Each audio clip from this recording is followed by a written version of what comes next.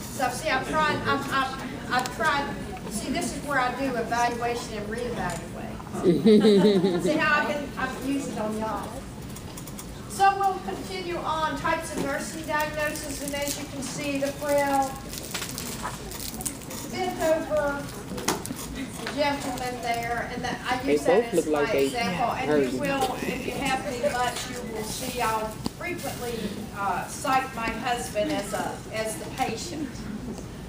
In the past, he's had every disease known to man. He's died and come back to life. He's had everything happen to him, everything. But with this example, when we're talking about actual nursing diagnosis, it's the one that is existing. It exists. It is there. And Mr. Moore, you observe him that he has unsteady gait. You observe that he has difficulty moving from a sitting to a standing position.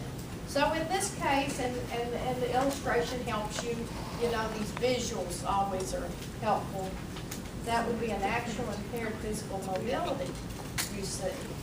Because you observe that he's having an unsteady gait, and you visually see it, and you can say that. And he has difficulty. He has difficulty from getting from a sitting to a standing position.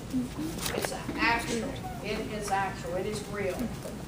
It is real, and you can. It's not a risk for it. It is happening. Just reward. Risk nursing diagnosis, at risk. See, that's what you guys say, well, we're at risk. And because I've reevaluated from times past, and that's why I do what I do in PowerPoint. You guys will be more in touch, in tune with listening. See, if you have the PowerPoints, you just, maybe you'll drift off to sleep, you know, jot it here and there. But this way, you pay attention. That's what I want, right? So risk, in terms of risk, it's a potential. It can likely develop if we don't stay on top of it. So using the same example with Mr. Moore having unsteady gait, risk for falls, even though Mr. Moore has no history of falling. He hasn't fallen, but he does have an actual mobility problem, see? But he hasn't fallen, but he's at risk for fall. Hence, you'll see a lot of times in these, in the hospitals or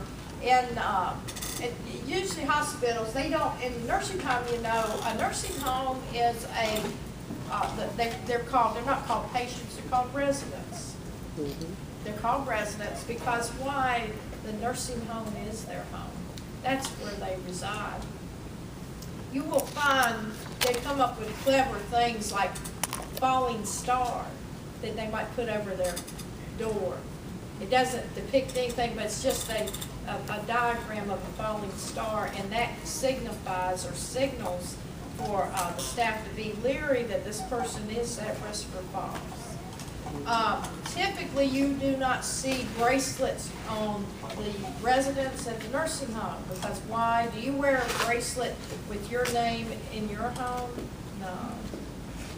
You don't wear things because they wear their watch just like you wear your watch, right? But in the hospitals, now you will find that you'll have these various bands. You know, you'll have the patient ID. And just like my skills lab yesterday, we covered AIDIC. We covered AIDIC. We always, and even in the ATI session that we covered in the morning, and y'all reviewed the videos on the vital signs. And what was the one thing they were always doing? They, besides that hand hygiene, of course, they kept on pumping the Purell, you know. But they did the two identifiers, right? They looked at their name badge or band, and then they would ask the patient their name. What is your name? Now in the military, they actually ask what's the last four of your social, I think, too. But, you know, can you imagine? You wouldn't do that in the nursing home. They're not going. What'd you say, or what'd you ask? You know. But in a hospital, the ID band, and then you'll ask them what is their name. Don't say, are you Mrs. Jones or Miss Sally Jones, because people like to just say yes to everything. You know, yes, I would like to buy that waterfront property in Arizona. You know, we tend to say yes to things when we're not paying attention. You know, yes, I'll just sign my life away on all those contracts. You know, when you're buying a house, you know, it's like that many pages of signing your name, right? You don't really know what in the world you're signing, do you? Not really. Risk for falls, because he had no history of a fall at this point. Risk for falls. Diagnostic reasoning, that's the thinking process that allows you to make sense of things. And a few slides back, it did talk about these cluster cues, this data that you collect. Here's an example. You have a patient who complains of nausea and stomach pain after eating. These point toward a medical problem, perhaps a gastric ulcer.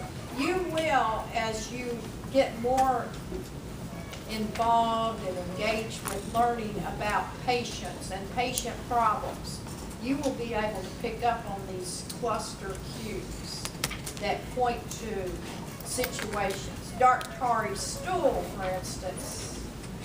Patients being very pale, low blood pressure, elevated heart rate, complaints of dizziness. All these are little cues that point to maybe we got a GI bleed going on.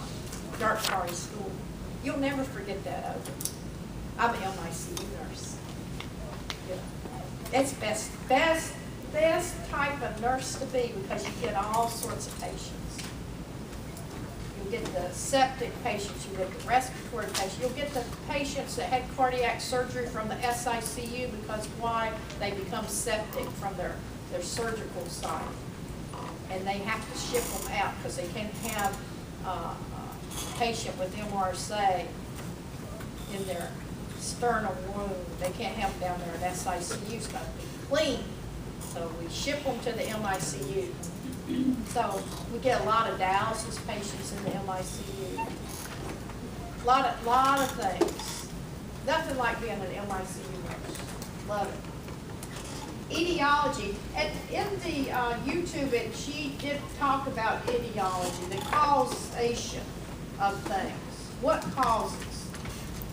causes it, and then how does that then direct the nursing interventions, that i.e. the care, the action that we will do. It's an inference.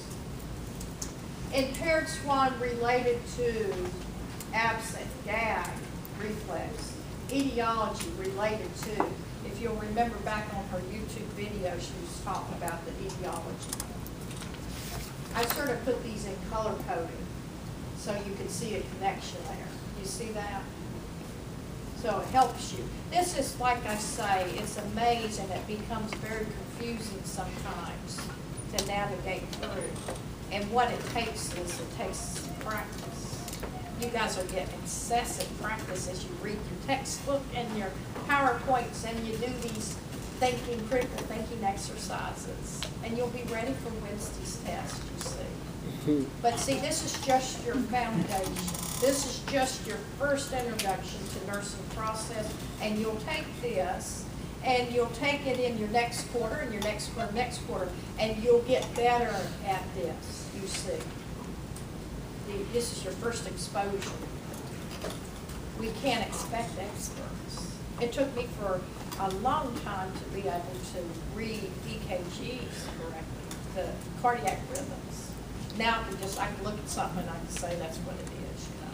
But that first exposure, I had no clue as to what. So we would not expect y'all to be masters. But for the test, you're going to have the material to be able to respond appropriately, and then you grow. You'll grow and get better at this, you see. Prioritizing. prioritizing best, and you'll hear this over and over, we typically, nurses like to use Maslow's hierarchy of needs to help prioritize, because it does make sense. Without oxygen, without food and water, we cannot survive. We cannot survive in Antarctica without shelter, right? That's just the truth. That's just the way it is. So prioritizing is very important. Let's see, here we go. Here's Mr. Moore. Your patient is having swallowing difficulties, so risk of aspiration, because he hasn't yet aspirated yet, would be a highest priority if you consider certain aspects, because risk of aspiration could lead to, is the potential of aspiration, right, of having it happen. If you aspirate, that means you're choking. You can stop breathing. And stop breathing is that basic need. Stop breathing. No airflow. Death, right? So you look at things in terms of priority setting as to what's the greatest risk of death, of course. That just makes sense, right? That would be paramount. And a lot of times you'll have, or when you get ready for state boards, or as you're preparing, more and more they want to know in state boards, is this nurse at the minimal competency level? That's what they're looking at, minimal competency level. That's what they're testing. And are they safe? Can they prioritize correctly? Can they know which patient should be seen first? So you'll get a lot of, I suspect you'll get a lot of NCLEX questions dealing with delegation and prioritizing when y'all sit for boards, just so you keep that in mind. But we like that Maslow. So you'll see in all courses they will have some inference to Maslow's hierarchy of needs. We just tend to like that, nurses like that, because it makes sense to us. Okay, the NANDA interventions. And again, when we talk about NANDA, we talk about interventions and we talk about descriptors, it's the defining characteristics and signs and symptoms that we will use in order to decide what's the best nursing diagnosis. These descriptors are key. They are those defining characteristics, those cues that we observe to make that determination what fits the puzzle. Mr. Moore, he has a very unsteady gaze. You observe these cues. He has difficulty getting up from the chair. He has these things. I see on their cues, and therefore he has this actual nursing diagnosis of impaired mobility, right? In this textbook, it talks about these mechanisms, and I thought the YouTube did a really good job talking about how to write these statements. Two-part statement used for actual risk possible diagnosis. You have the problem, the NANDA problem related to, and then those factors, the etiology. So here's a good example. Mr. Moore expresses overwhelming lack of energy and states, I sleep all day and most of the night still feel exhausted. Have been a little depressed lately as well. You, the RN, note that Mr. Moore seems to have difficulty with concentrating, but has no apparent physical problems.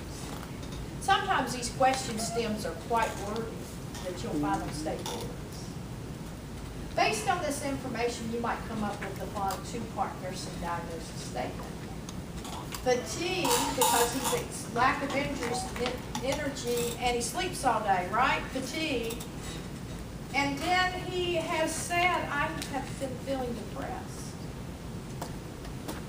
Fatigue related to depression, because we do find that in some, with many cases of depression, you find lack of energy, and that they will sleep a lot. Or maybe in some cases they don't sleep, but a lot of cases they just want to cuddle up, or they just want to, what's the word? It's not cuddle, it's, or where they fetal, like a fetal position. They just want to get away from the world, close themselves off, get in their room, have it dark and everything. Just don't want to. Yes. Isn't depression related to depression? Could be construed as a medical diagnosis. However, we can actually say that that's also a working term, a causation. A causation because the patient has said it. See, it's a causative, an etiology, depression. That's how you can interpret that. But you're right, it can go both ways, but in this case, it's a causality. So only because the patient said it, then we can write it? And because yes, and through our observations, we do see what, and we take into account to what he says, see, yeah. If you didn't say depression, you would put it there then? Could be that he might have said, I just feel really sad. yeah, related to sadness. Could be, that's what he said, I feel sad all the time. And I could have put that. Yeah, see, try to fit the causality of what going back to the patient. You're right, that's a good pickup. Okay, so when we talk about the two parts, first part describes the response, and here's just another example. And the second part is more specific, but imbalanced nutrition.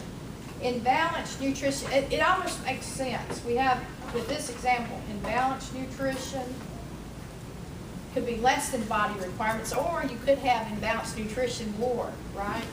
You could go the other way. More detailed kind of statement, imbalanced nutrition, less than body requirements related to decreased appetite and nausea, because why? The patient told me that. Say, just like Mr. Morse, I'm sad or I'm depressed, related to the causalities as what you have garnered from your patient. This one's really colorful, isn't it? 3 parts. And again, that YouTube, it talked about these, is pretty good. So a diagnostic statement with a 3-part statement has a problem and the etiology linked by a connecting phrase. So here's an example of a 3-part nursing diagnosis. And see how I color-coded?